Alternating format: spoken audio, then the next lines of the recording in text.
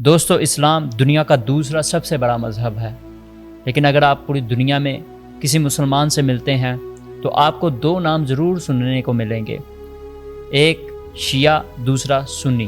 اسلام کے اندر یہ دنیا کی سب سے بڑی تقسیم ہے شیعہ اور سنی کی، جس سے کروڑوں مسلمان جو ہے وہ متاثر ہوتے ہیں۔ آپ میں سے بہت سے لوگ یہ سوچتے ہوں گے کہ جب اللہ ایک ہے، اللہ کا رسول ایک ہے اور اللہ کی مقدس کتاب ایک ہے، تو پھر مسلمان ان طرح گروپس میں کیوں بٹے ہوئے ہیں؟ یہ سوال اکثر ذہنوں میں ابھرتا ہے کہ آخر ایک ہی امت دو گروپس میں کیوں بٹی ہوئی ہے۔ لیکن افسوس کے ساتھ دوستو کہ یہ صرف نظریاتی اختلاف نہیں ہے، بلکہ ہمیں تاریخ کے اوراق کو اگر پلٹ کر دیکھیں تو ہمیں ان دونوں گروپس کے درمیان کافی کھلی دشمنی دیکھنے کو ملتی ہے، جس میں ہزاروں نہیں بلکہ لاکھوں مسلمان شہید ہوئے ہیں۔ یہ ایک ایسا زخم ہے دوستو جو امت مسلمہ کی جسم پر آج بھی تازہ ہے، اور اس کی وجہ سے امت آج بھی وحدت کا چیلنج لیے پھر رہی ہے۔ آج کی اس تفصیلی ویڈیو میں ہم جانیں گے کہ یہ تقسیم کب ہوئی، کیوں ہوئی اور کیسے ہوئی، اور اس کی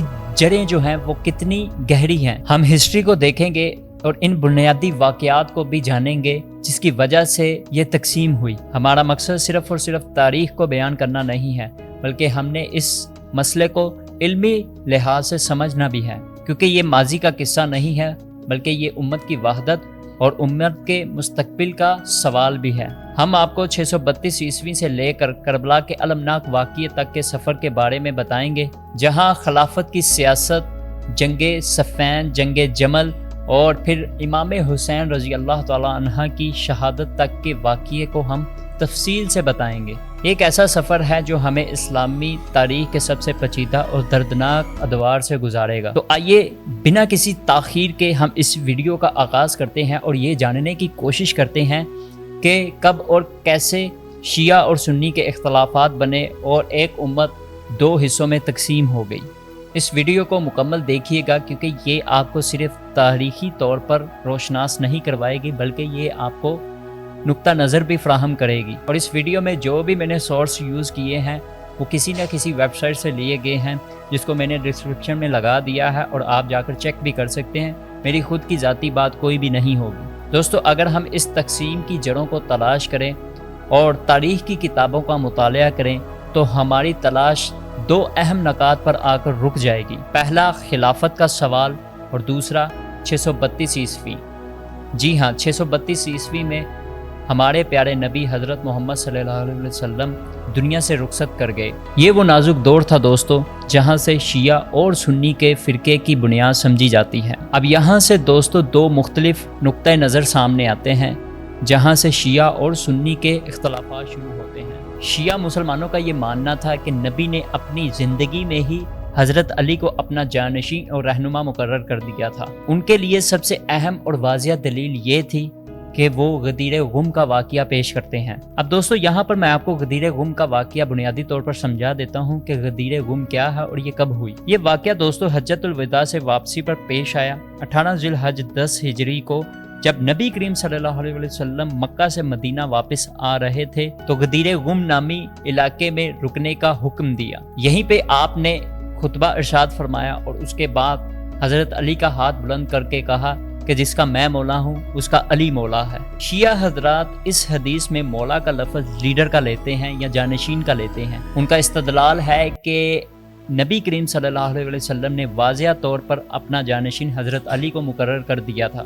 ان کے نزدیک یہ اعلان محض دوستی یا محبت کی وجہ سے نہیں کیا گیا بلکہ یہ جانشین اور رہنما کے طور پر کیا گیا تھا۔ دوسری طرف دوستو سنی مسلمانوں کی سوچ اس معاملے میں مختلف ہے، کیونکہ ان کے نزدیک غدیر غم کا واقعہ جو ہے اس میں مولا کا جو لفظ استعمال ہوا ہو اس کے معنی وہ لیتے ہیں کہ دوستی، محبت، مدد کرنے والا جو ہے، اس کے معنی یہ بنتے ہیں۔ سنی علماء کا کہنا ہے کہ عربی زبان میں مولا کے کئی طرح کے معنی ہوتے ہیں، جیسے رہنما، دوست، مددگار۔ سنی نقطۂ نظر کے مطابق یہ حدیث جو ہے وہ حضرت علی کی فضیلت کو بیان کرتی ہے۔ ان کا ماننا ہے کہ نبی کریم نے اپنی زندگی میں کسی کو کبھی اپنا جانشین قرار نہیں دیا تھا بلکہ یہ فیصلہ انہوں نے امت کے لیے چھوڑ دیا تھا۔ تو دوستو یہ تھا بنیادی اختلاف جو دونوں فرقوں کے درمیان پایا جاتا ہے۔ یہیں سے وہ دور شروع ہوتا ہے جس سے خلافت، قیادت اور مختلف قسم کے آراء سامنے آتے ہیں۔ یہی وہ بنیاد تھی جہاں سے شیعہ اور سنی کے راستے الگ ہوئے۔ اب دوستو سوال یہ اٹھتا ہے کہ 632 عیسوی میں حضرت محمد صلی اللہ علیہ وسلم کی وفات کے بعد خلافت کس کو ملتی ہے؟ کون نبی کریم صلی اللہ علیہ وسلم کا جانشین بنتا ہے؟ اور ان حالات میں کس کو قیادت ملتی ہے اور کس نے کن حالات میں قیادت سنبھالی؟ جب نبی پاک اس دنیا سے رخصت کر گئے تھے تو ایک بات واضح ہو گئی تھی کہ مسلمان جو تھے وہ کسی ایک لیڈر پر فوری طور پر متفق نہیں تھے۔ یہ ایک انتہائی نازک صورتحال تھی کیونکہ اسلام جو تھا وہ ابھی ابتدائی مراحل میں تھا اور اسی لیے مسلمانوں کو فوری طور پر کسی قیادت کی ضرورت تھی۔ نبی کے بعد سب سے پہلی ضرورت جو پیش آئی امت کو وہ تھی ایک نئے خلیفہ کا انتخاب کرنا، تاکہ باہر کے دشمن خالی پن کا فائدہ نہ اٹھا سکے اور جو اندرونی دشمن ہیں وہ بھی اس طرح سے فتنے پیدا نہ کر سکیں۔ اسی دوران دوستو کیا ہو رہا تھا؟ حضرت علی جو تھے وہ نبی پاک صلی اللہ علیہ وسلم کے جنازے کی تیاریوں میں مصروف تھے، جو کہ ایک انتہائی افسوسناک فریضہ تھا ان کے لیے، اور مدینہ میں ہنگامی طور پر اجلاس مقرر کیا گیا جس میں نئے خلیفہ کی قیادت کی بات کرنی تھی۔ ابتدائی طور پر اس اجلاس میں حضرت ابو بکر، حضرت عمر اور حضرت ابو عبیدہ بن جراح جیسے جلیل القدر صحابہ موجود تھے، لیکن حضرت علی وہاں موجود نہیں تھے۔ جب حضرت عمر اور حضرت ابو بکر رضی اللہ تعالی عنہ کو اس اجلاس کی خبر ملی تو وہ بھی وہاں پر پہنچے، اور اس اجلاس میں طویل مشاورت کے بعد متفقہ طور پر مہاجرین نے اور انسان نے یہ فیصلہ کیا متفقہ طور پر کہ حضرت ابو بکر رضی اللہ تعالی عنہ کو اسلام کا پہلا خلیفہ مقرر کیا جائے۔ لیکن دوستو اس وقت ایک ایسا گروپ بھی موجود تھا جس میں وہ اس فیصلے کو متفق نہیں تھے۔ اس کی وجہ یہ تھی کیونکہ وہ کہہ رہے تھے کہ حضرت علی اس فیصلے میں موجود ہی نہیں ہے، کیونکہ وہ سمجھتے تھے کہ حضرت علی ہی جانشین اور خلافت کے اصل حقدار ہیں، اور یہیں سے پھر شیعہ اور سنی کے اختلافات سامنے آئے۔ اس میں دوستو سنی نقطہ نظر کیا کہتے ہیں اور شیعہ نقطہ نظر کیا کہتے ہیں، میں آپ کو دونوں کا بتاتا ہوں۔ سنی نقطہ نظر یہ کہتے ہیں کہ حضرت عمر اور حضرت علی کے درمیان دوستانہ ملاقات ہوئی، بات چیت ہوئی، اور حضرت علی نے حضرت ابو بکر کو پہلا خلیفہ اسلام کا تسلیم کر لیا تھا اور خوشی سے کیا تھا۔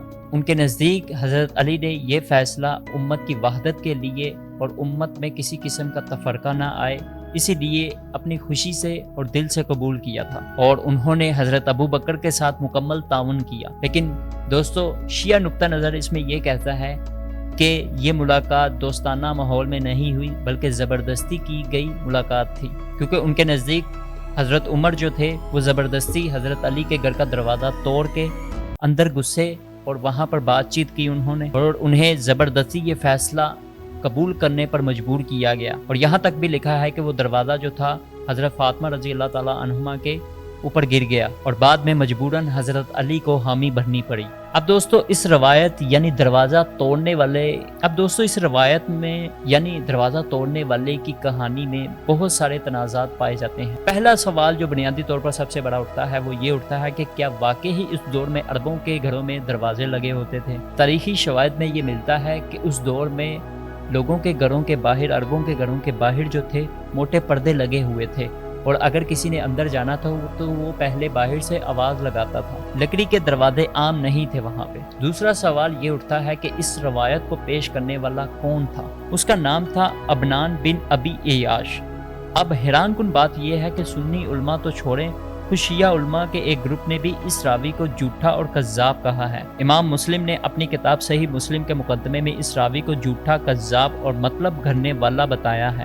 یہاں تک کہ شیعہ اسکالر ابو الحشام نے بھی اس کو کذاب اور جھوٹا بتایا ہے۔ اتنا ہی نہیں، اگر آپ اس کے بعد کے تعلقات حضرت علی اور حضرت عمر کے دیکھیں تو ان میں آپ کو بڑی دوستانہ محبت والی فیلنگ نظر آئیں گی، کیونکہ حضرت علی نے اپنی بیٹی ام کلثوم کی شادی جو تھی، نکاح جو تھا، وہ حضرت عمر رضی اللہ تعالیٰ عنہ سے کیا تھا، اور حضرت عمر نے اپنے دور خلافت میں حضرت علی کو چیف جسٹس مقرر کیا تھا۔ اب دوستو آپ خود ہی سوچیں کہ دروازہ توڑنے والی بات کتنی حقیقت ہے، کہ یہ صرف فساد پیدا کرنے کے لیے کہانی گھڑی گئی ہے۔ آپ نے خود ہی دیکھا ہوگا کہ سپریم کورٹ کا جج ہے، اس کے آگے ملک کے وزیر اعظم کی بھی نہیں چلتی اور نہ ہی کسی بادشاہ یا کسی مہارانی کی۔ آپ خود ہی سوچ کر دیکھیں کہ اگر ان دونوں کے درمیان کوئی تلخی ہوئی تھی تو کیا حضرت علی اپنی بیٹی کا رشتہ حضرت عمر کو دیتے، یا حضرت عمر جو تھے وہ حضرت علی کو اس جیسا عہدہ دیتے؟ ہرگز نہیں۔ یہی تعلقات اس بات کی گواہی دیتے ہیں کہ ان کے درمیان اچھے تعلقات تھے۔ خیر، وقت گزرتا گیا اور اس طرح حضرت ابو بکر کا انتقال ہو گیا۔ اس کے بعد حضرت عمر کو خلافت ملی اور حضرت علی نے حضرت عمر کی خلافت کو بھی خوشی سے قبول کیا اور ان کے دور میں بھی اہم مشیر بن کے خدمات سر انجام دیں۔ جب حضرت عمر کی شہادت ہوئی تو خلافت کے لیے کئی نام چنے گئے، حضرت علی کا نام بھی اس میں شامل تھا، لیکن خلافت کے لیے جن کو چنا گیا وہ تھے حضرت عثمان غنی رضی اللہ تعالیٰ عنہ۔ لیکن مزے کی بات یہ تھی دوستو کہ حضرت علی نے اس فیصلے کو بھی من و من قبول کیا اور حضرت عثمان کے ساتھ پورا مکمل تعاون کیا۔ مگر دوستو، وقت کے ساتھ ساتھ حضرت عثمان کی خلافت میں کئی طرح کی آندیاں اٹھی، جن میں ایک یہ بھی تھی کہ شیعہ اور سنی کے فسادات مزید بڑھتے جا رہے تھے۔ شیعہ اور سنی اس بات پر مختلف رائے رکھتے تھے کہ فتنے کی شروعات کیسے ہوئی، لیکن زیادہ تر تاریخ دان اس بات پر متفق ہیں کہ حضرت عثمان کی نرمی اس کی ایک بڑی وجہ بنی۔ لیکن بہت سے تاریخ دان یہ کہتے ہیں کہ حضرت عثمان کی نرمی جو تھی وہی بنیاد بنی۔ حضرت عمر بہت سخت گیر اور انتظامی شخصیت تھے اور اسی طرح حضرت عثمان جو تھے وہ بہت نرم مزاج آدمی تھے۔ شاید اسی وجہ سے بہت سارے گروہوں نے ان کے خلاف بغاوت شروع کر دی، یہاں تک کہ انہیں خلیفہ کے عہدے سے ہٹانے کی پیشکش کی گئی اور ان کی جگہ حضرت علی کو خلیفہ بنانے کی پیشکش جو ہے اس کا مطالبہ کیا گیا۔ لیکن حضرت علی نے اس طرح کی خلافت لینے سے بالکل منع کر دیا، بلکہ الٹا انہوں نے اپنے دونوں بیٹے یعنی کہ حضرت حسن اور حضرت حسین ان دونوں کو جو ہے ان کے گھر ان کی حفاظت کے لیے بھیج دیا۔ لیکن لاکھ کوششوں کے باوجود 656 عیسوی میں حضرت عثمان رضی اللہ تعالیٰ عنہ کو شہید کر دیا کچھ باغیوں نے۔ حضرت عثمان کی شہادت کے بعد مسلمانوں نے حضرت علی کو چوتھا خلیفہ بنا لیا، لیکن یہ بات اتنی آسان نہیں ہے جتنی سننے میں لگ رہی ہے، کیونکہ حضرت عثمان کی شہادت نے امت کو دو حصوں میں تقسیم کر دیا تھا۔ بنو امیہ یعنی وہ قبیلہ جس میں حضرت عثمان رضی اللہ تعالیٰ عنہ تعلق رکھتے تھے، انہوں نے حضرت علی رضی اللہ تعالیٰ عنہ کی خلافت کو قبول کرنے سے انکار کر دیا۔ ان میں سب سے اہم نام آتا ہے حضرت امیر معاویہ رضی اللہ تعالیٰ عنہ کا، جو اس وقت کے شام کے گورنر تھے۔ انہوں نے کہا کہ حضرت عثمان کے قاتلوں کو سزا دو، پھر ہی ہم آپ کی بیعت کو تسلیم کریں گے۔ اور یہ مطالبہ دوستو صرف حضرت معاویہ رضی اللہ تعالیٰ عنہ کا نہیں تھا، بلکہ یہ مطالبہ ام المومنین حضرت عائشہ رضی اللہ تعالیٰ عنہما کا بھی تھا۔ مگر حضرت علی کا یہاں پر کہنا یہ تھا کہ ابھی مدینے کے حالات کافی خراب ہیں اور ہمیں پہلے ان حالاتوں کو نمٹنا ہوگا، اس کے بعد انصاف ہوگا۔ ان کا موقف یہ تھا کہ پہلے مدینے میں امن قائم ہو جائے، اس کے بعد ہم قاتلوں کو ڈھونڈ کر ان کو سزا دیں گے۔ لیکن دکھ کے ساتھ دوستو حالات اس قدر آہستہ آہستہ خراب ہو گئے تھے کہ مسلمانوں کی ہی تلواریں مسلمانوں کو کاٹنے لگیں۔ یہ اسلام کی پہلی جنگ تھی جسے جنگ جمل کہا جاتا ہے۔ یہ جنگ 13 جمادی الاول 36 ہجری 7 نومبر 656 عیسوی کو بصرہ عراق میں لڑی گئی۔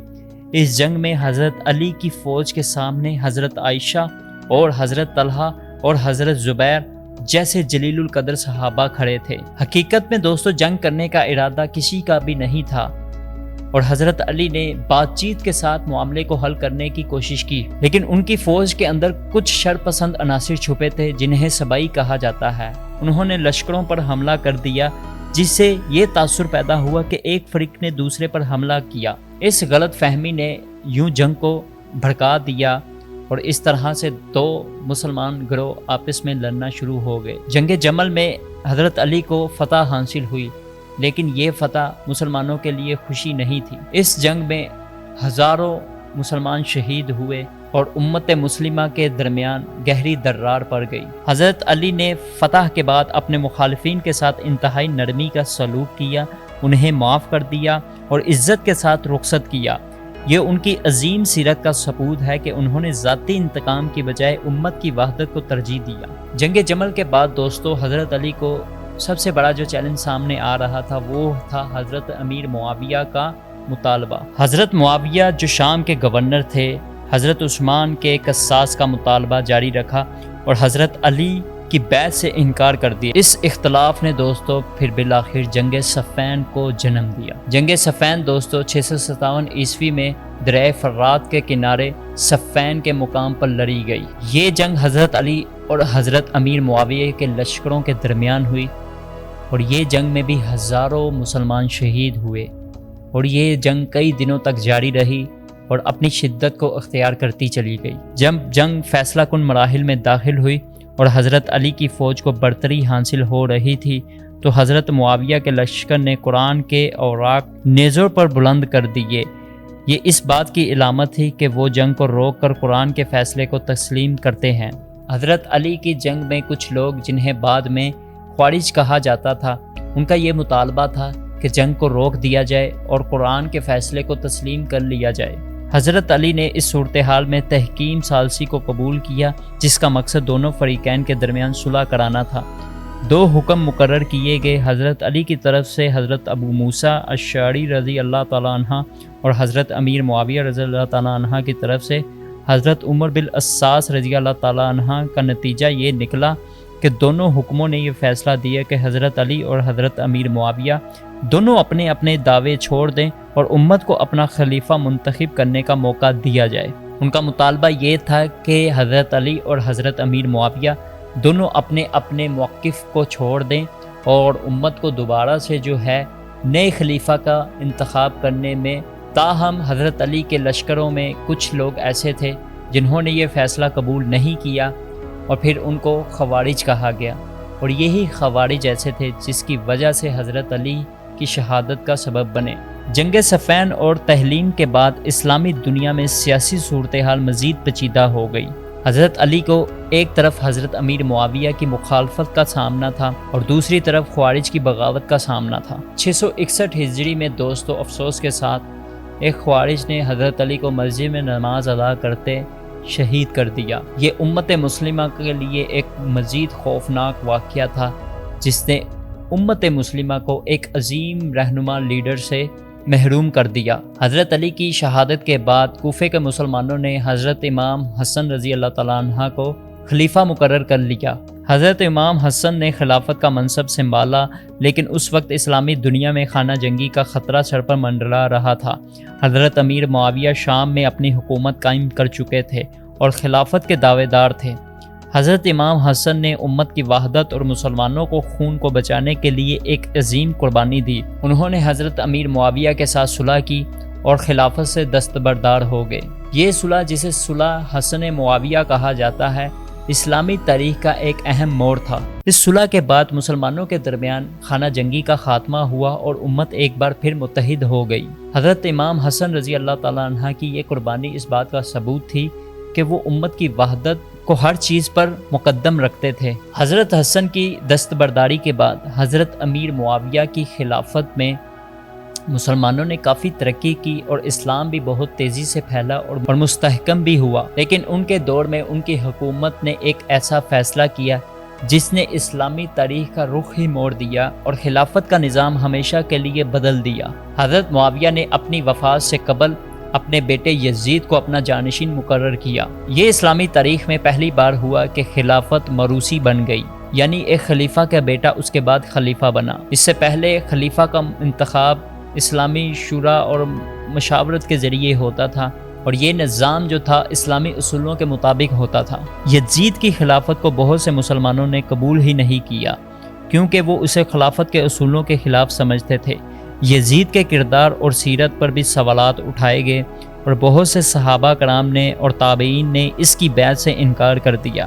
ان میں سب سے نمایاں جو تھے وہ حضرت محمد صلی اللہ علیہ وآلہ وسلم کے نواسے حضرت امام حسین رضی اللہ تعالیٰ عنہ تھے۔ اسے لگا کہ اگر حضرت امام حسین کو نہ روکا گیا تو اس کے سر سے یہ تاج چھن جائے گا، اسی لیے اس نے ہر حال میں امام حسین کو اپنے حق میں کرنے کی کوشش کی، ان پر دباؤ ڈالا، ان کے خاندان کو تکلیف دی، مگر امام حسین نے کسی بھی صورت ظالم کو خلیفہ تسلیم کرنے سے انکار کر دیا۔ ان کا موقف تھا کہ وہ باطل اور ظالم حکمران کی بیعت نہیں کریں گے، چاہے اس کے لیے انہیں کوئی بھی قیمت ادا کرنی پڑے۔ آہستہ آہستہ حالات اس موڑ پر پہنچ گئے جہاں پر واقعہ کربلا ہوا۔ اب دوستو کربلا میں کیا ہوا اس کو یہاں پر بتانے کی ضرورت نہیں، کیونکہ آپ میں سے بہت سے کیا آلموسٹ سبھی جانتے ہوں گے کہ واقعہ کربلا کیا ہے اور اس میں کیا کیا ہوا، اور ویسے بھی اس چھوٹی سی ویڈیو میں واقعہ کربلا کو مکمل طور پر بیان کرنا ناممکن ہے۔ اگر آپ چاہتے ہیں تو مجھے کمنٹ میں لازمی بتائیں، پھر میں اس پہ تفصیل سے ویڈیو بنا دوں گا۔ بس آسان الفاظ میں یہ سمجھ لیں کہ یزید کی ظالم فوج نے 10 محرم 61 ہجری کو جو ہے امام حسین اور ان کی خاندان والوں کو، اہل بیت کو جو ہے ذبح کر ڈالا، ان کو شہید کر دیا۔ اس المناک واقعے نے اسلامی تاریخ کا رخ ہی بدل دیا، اور یہی وہ وار تھا دوستو جس میں شیعہ اور سنی کی تقسیم کو ہمیشہ کے لیے گہرا کر دیا، کیونکہ اس کے بعد دوستو پوری دنیا کی سیاست، سوچ اور نظام تک بدل گیا۔ اہل تشیع جنہیں ہم آج کے دور میں شیعہ مسلمان کے طور پر جانتے ہیں، وہ کوئی الگ مسلمان نہیں تھے، وہ بس حضرت علی رضی اللہ تعالیٰ عنہ کے حمایتی تھے، ان کا کوئی الگ مذہب نہیں تھا۔ وہ چاہتے تھے کہ نبی کا وارث ان کے حقیقی خاندان سے ہی ہو جس کو وہ جانشین کہہ چکے تھے۔ ان کا ابتدائی مقصد سیاسی تھا کہ وہ بس یہ دیکھنا چاہتے تھے کہ خلافت جو تھی وہ ان کے خاندان میں ہی رہے، لیکن وقت کے ساتھ جب قرآن، تاریخ اور حدیثوں کی کتابوں سے دیکھا گیا تو یہ پھر ایک الگ فرقہ ہی بن گیا۔ ان کے عقائد، فقہ اور عبادت میں سنی مسلمانوں سے اختلاف پیدا ہو گیا، جس کی وجہ سے یہ ایک مستقل مکتبہ فکر کی شکل اختیار کر گیا۔ دوسری طرف سنی مکاتب فکر جو اہل سنت والجماعت کے نام سے جانا جاتا ہے، مسلمانوں کی اکثریت پر شامل ہے۔ سنی مسلمان خلفائے راشدین یعنی حضرت ابوبکر، حضرت عمر، حضرت عثمان غنی اور حضرت علی کی خلافت کو مانتے ہیں، اور انہیں ہی حضرت محمد صلی اللہ علیہ وآلہ وسلم کے حقیقی جانشین مانتے ہیں۔ سنی عقائد کے مطابق خلیفہ کا انتخاب شوری نظام سے ہوتا ہے، مشاورت سے ہوتا ہے، اور اس کے لیے یہ حقیقی نہیں ہے کہ وہ نبی کے خاندان سے ہی ہو۔ سنی فقہ میں 4 بڑے مکاتب فکر ہیں: حنفی، مالکی، شافعی، حنبلی، جو قرآن و سنت کی تشریح اور اسلامی قوانین کے استنباط کے اپنے اصول رکھتے ہیں۔ سنیوں کے ہاں حدیث کی کچھ مستند کتابیں ہیں جنہیں وہ دین کا بنیادی ماخذ سمجھتے ہیں۔ سنی اور شیعہ کے درمیان اختلافات بنیادی طور پر خلافت، امامت اور بعض فقہی مسائل پر ہیں، لیکن دونوں فرقے اللہ کی وحدانیت، نبی کریم صلی اللہ علیہ وآلہ وسلم کی رسالت اور اسی طرح قرآن مجید کی حقانیت پر مکمل متفق ہیں۔ دوستو، ہم نے تاریخ کے اوراق کو پلٹ کر دیکھا اور ہم نے مکمل طور پر شیعہ سنی کے درمیان اس کانفلکٹ کا مکمل طور پر جائزہ لیا۔ اب ہم اس بات پر غور کریں گے کہ آج کے دور میں اس تقسیم کو کیسے ختم کیا جائے، اور علماء کرام جو ہیں وہ اس کے لیے کیا کیا کام کر رہے ہیں۔ اسلامی تاریخ میں علماء کرام نے ہمیشہ ایک اہم کردار ادا کیا ہے۔ دونوں مکاتب فکر میں جیسے شیعہ اور سنی میں بڑے جلیل القدر علماء کرام پائے جاتے ہیں جنہوں نے دین کی خدمت اور امت کی وحدانیت کے لیے بہت کام کیا ہے۔ آج کل کے دور میں بہت سارے دانشوروں اور ان علماء کرام کی ذمہ داری مزید بڑھ جاتی ہے کہ وہ امت کی وحدانیت کے لیے مزید کام شروع کریں۔ آج کل کے نوجوانوں کی یہ اخلاقی طور پر ذمہ داری ہے کہ وہ ہسٹری سے سیکھیں اور مستقبل میں اس طرح کی غلطی نہ ہو اس پر غور و فکر کریں۔ انہیں تعصبات سے پاک ہو کر علم حاصل کرنا چاہیے اور ایک دوسرے کی قدر کرنی چاہیے۔ سوشل میڈیا کے اس دور میں جہاں غلط معلومات فراہم کرنا آسان ہے، بالکل ان کو چاہیے کہ وہ ان کی تحقیقات کریں اور اس کے بعد ذمہ داری کا مظاہرہ کرتے ہوئے مثبت پیغام پھیلائیں۔ میڈیا کا بھی یہی کردار ہے کہ فرقہ واریت کو ہوا دینے کی بجائے فرقہ واریت کو کنٹرول کرے، غیر جانبدارانہ اور تحقیقی مواد پیش کرے تاکہ جس سے انصاف کر کے لوگ دیکھ سکیں، حقائق پر مبنی مواد پیش کریں اور لوگوں کو صحیح معلومات فراہم کریں۔ تو دوستو، اس ویڈیو میں ہم نے مکمل طور پر شیعہ اور سنی کے درمیان اختلافات کو سمجھنے کی کوشش کی ہے، اور یہ اختلافات کیوں پیدا ہوئے اور کیسے پیدا ہوئے اس ویڈیو میں تفصیل سے ہم نے اس پر گفتگو کی ہے۔ ہمارا مقصد کسی ایک فریقین کی حمایت کرنا نہیں تھا، بلکہ غیر جانبدارانہ طریقے سے جو ہسٹری میں بتایا گیا ہے، ہسٹری میں لکھا گیا ہے، اس کو پیش کرنا تھا۔ آپ خود تحقیقات کریں اور اپنی رائے قائم کریں، اور کمنٹ سیکشن میں اپنی رائے کا لازمی پھر اظہار کریں۔